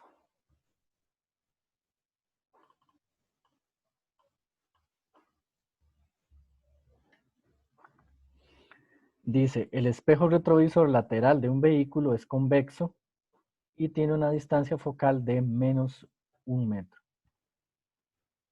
Vemos en el espejo un camión que tiene en realidad 3.5 metros de altura y está 10 metros por detrás de nosotros. ¿Cuáles serán su altura y posición aparentes? Entonces, la primera pregunta que quiero hacerles es, ¿entendemos de qué se trata el problema? ¿Entendemos qué es lo que hay que buscar ahí? Suena extraño. Primero, cuando se menciona aparentes en un problema, lo que se nos está diciendo es, ¿verdad? La imagen, ¿verdad? La posición de la imagen. ¿Ok? Recuerden que los espejos, cuando reflejan un objeto, proyectan la imagen en otra posición y probablemente, en algunos casos, con otro tamaño que no es el tamaño del objeto real. ¿Ok? Entonces, todo esto aparente quiere decir posición. Si es posición aparente, es la posición de la imagen. Si es altura aparente, es la altura de la imagen. ¿Ok? Pues básicamente lo que nos dice el problema está diciendo que nos está dando la distancia focal del espejo, nos está diciendo que es convexo, y nos está diciendo la posición y la altura del objeto. Recuerdan en las fórmulas D sub O y H sub O. Ok, entonces tratemos de ver cómo resolver eso.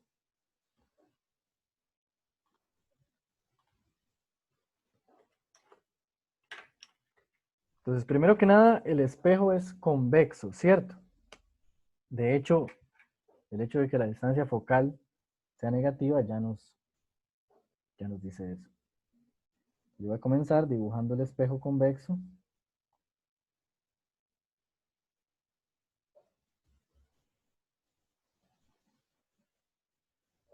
Una cosa así.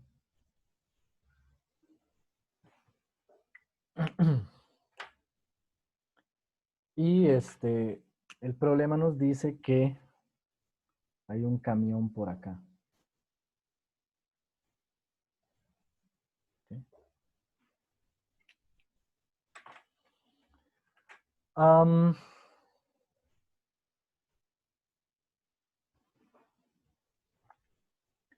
El problema también nos dice que el camión tiene cierta altura, ¿verdad?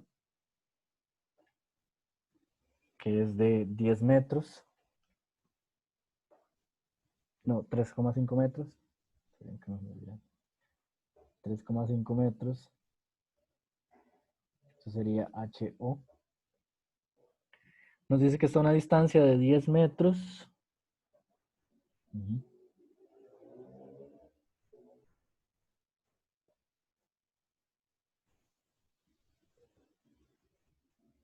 Eso sería DO.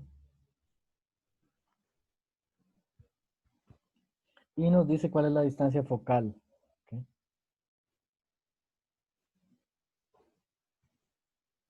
Eso sería el foco. La distancia focal estaría aquí. Y nos dice que es de menos 1 metro.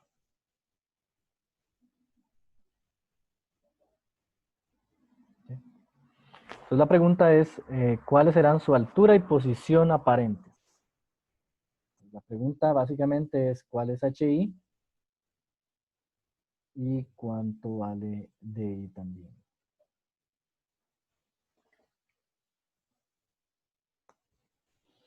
Entonces recordemos las ecuaciones. Tenemos que, por ejemplo,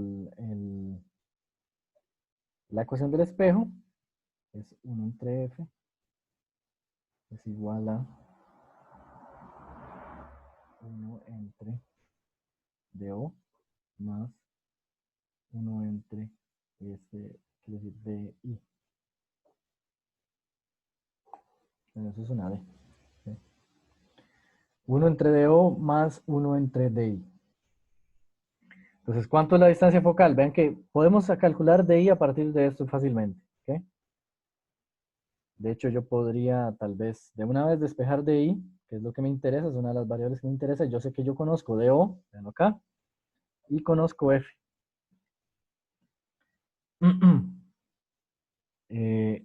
Entonces puedo despejar DI, que yo podría decir que 1 entre DI es igual a 1 entre DO menos 1 entre F. Voy a dejarlo así. Y por lo tanto 1 entre DI es igual a 1 entre 10. Recuerden que la posición del objeto siempre es positiva. Menos 1 entre la distancia focal, que es menos 1.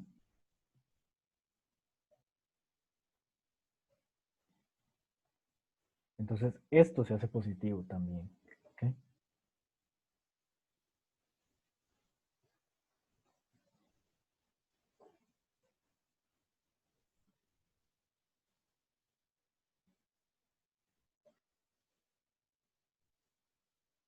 Entonces, 1 entre 10 va a ser un décimo, básicamente, más 1. Hasta ahí todo bien.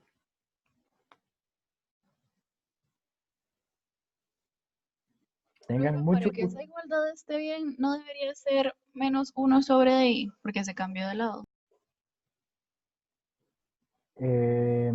Ok, vamos a ver. Yo despejé y... Sí, eso es cierto. Perdón, vamos a ver. Yo despejé y aquí tenía que ser de... tenía que ser el negativo, es que los escribí en el orden incorrecto. Tiene toda la razón. Gracias. Entonces más bien eso va a quedar así. ¿Okay?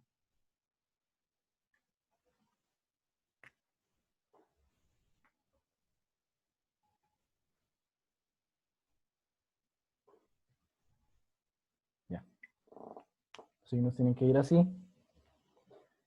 Ok. Muy bien, gracias la aclaración. Tenemos despejando de I, esto pasa negativo, el 1 entre F queda con el mismo signo positivo que tenía del lado izquierdo, y tenemos entonces el primer término negativo, y el segundo término es positivo, pero tomando en cuenta el signo de F, es decir, va a quedar otro término negativo ahí. Y entonces vamos a tener menos 1 menos un décimo. ¿Cuánto da eso?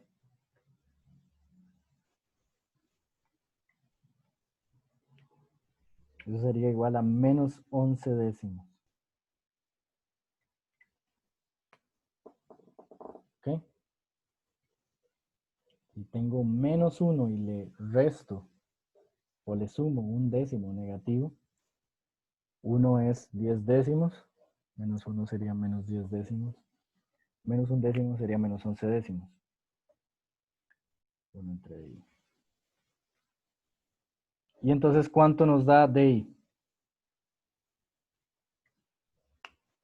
DI sería 10 entre 11, negativo, que sería 0,91.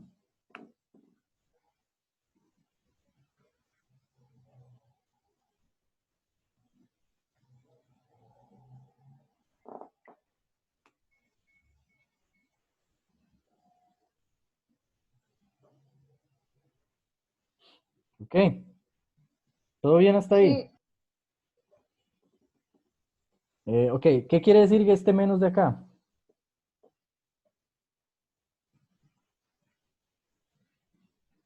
¿Qué quiere decir el menos? Esto es una distancia, ¿verdad? ¿Qué era? Primero, ¿qué es DI? DI es la posición en la que se va a ver la imagen, ¿verdad? Está detrás del espejo. Es virtual. Sí, que es virtual, que está detrás del espejo. ¿Sí? Si estuviera al frente, tendría que haber una distancia positiva. Que entonces la imagen del camión se va a ver. No sé, en algún punto por aquí.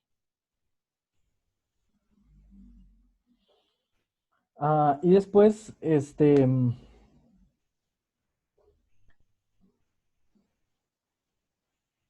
hecho, vean que esta va a ser la distancia aparente. De hecho, no sé si han visto en los espejos retrovisores que siempre dice como los objetos pueden verse más cerca de lo que realmente están. Vean que este objeto está realmente a 3.5 metros, pero su distancia aparente es de 1 metro, digamos, casi 1 metro. ¿Ok?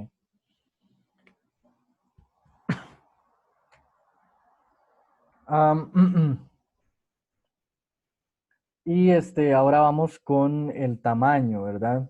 Entonces recordemos que M se podía definir de dos formas, el aumento. M estaba definido como HI entre HO también podía definirse como menos DI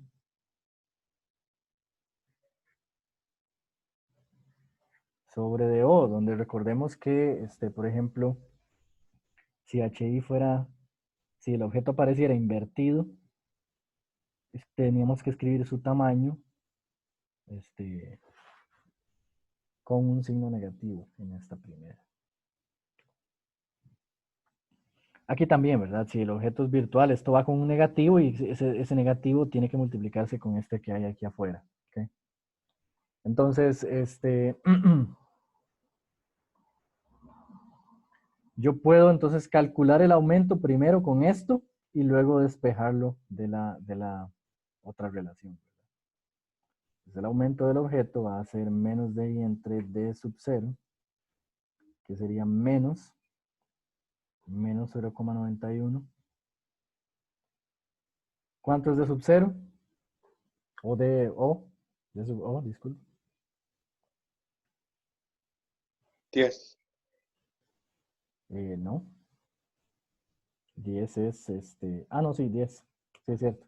Disculpe, 10.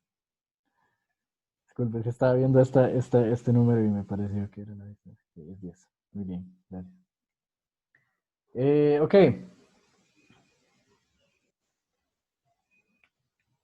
¿Y cuánto da eso?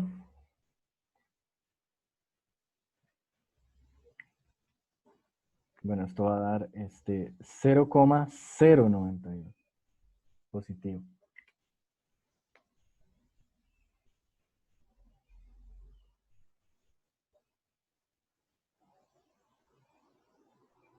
¿Está claro?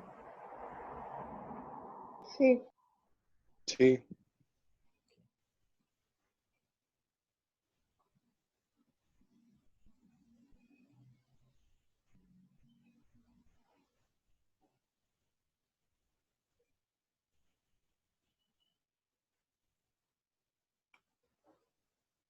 Ok. Ahora, entonces ya tengo M.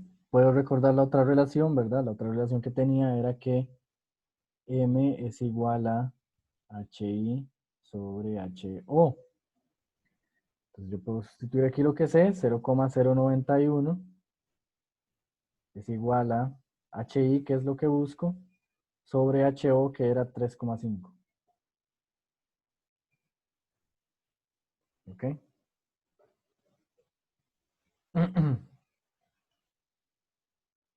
Entonces, HI va a ser el producto de 0,091 con 3,5. Profe, si quiere correr un poquito el papel para que se pueda ver todo bien. Como yo no estoy viendo la pantalla. Gracias.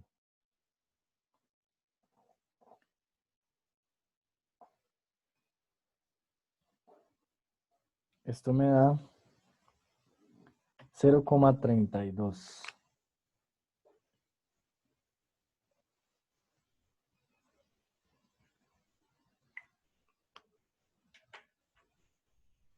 Vean que primero que nada el objeto no está invertido, ¿verdad? HI me da positivo. Y segundo, estamos reduciendo un camión de 3.5 metros de altura a 32 centímetros. ¿Ok? En el retrovisor el camión parece como si midiera 32 centímetros. ¿Ok? Por eso cabe, digamos. O al menos cabe un pedazo suficiente para poder ver que es un camión.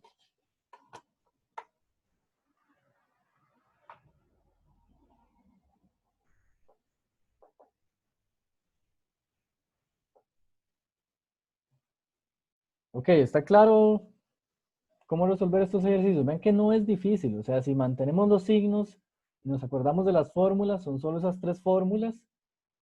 No hay demasiadas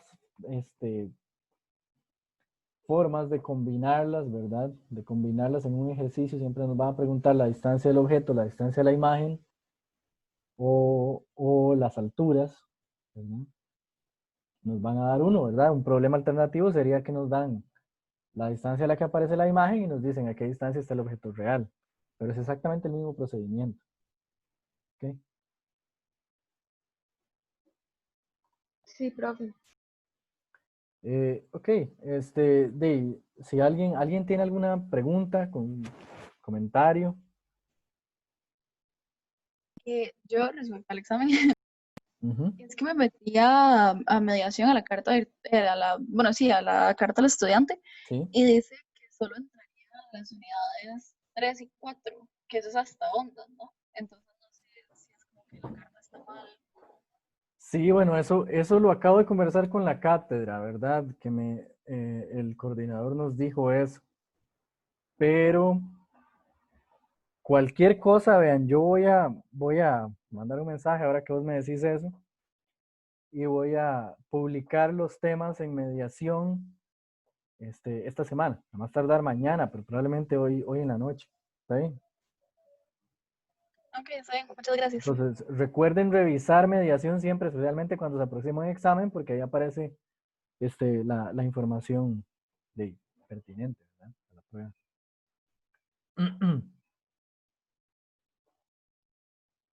Ok. ¿Alguien más tiene alguna consulta, duda? Recuerden ver los videos de elasticidad en sólidos, que ya están ahí. Hay un video que es la clase magistral y hay otro que es solo resolución de problemas. ¿Ok? Yo creo que les va a servir ese segundo también bastante. Y el lunes traten de tener práctica, ¿verdad? Ya encima para ver dudas, ¿verdad? Para comenzar a ver las dudas con un poquito de anticipación. ¿Ok? Aparte de eso, nos vemos entonces el lunes. Recuerden que hoy por la noche o mañana por la mañana estaría disponibles ya los temas ya confirmados, ¿ok? Perfecto, profe. Bueno, pura vida, nos vemos el lunes. Profe. Gracias. Hasta luego. Gracias, profe. Buenas tardes. Bueno, buenas tardes.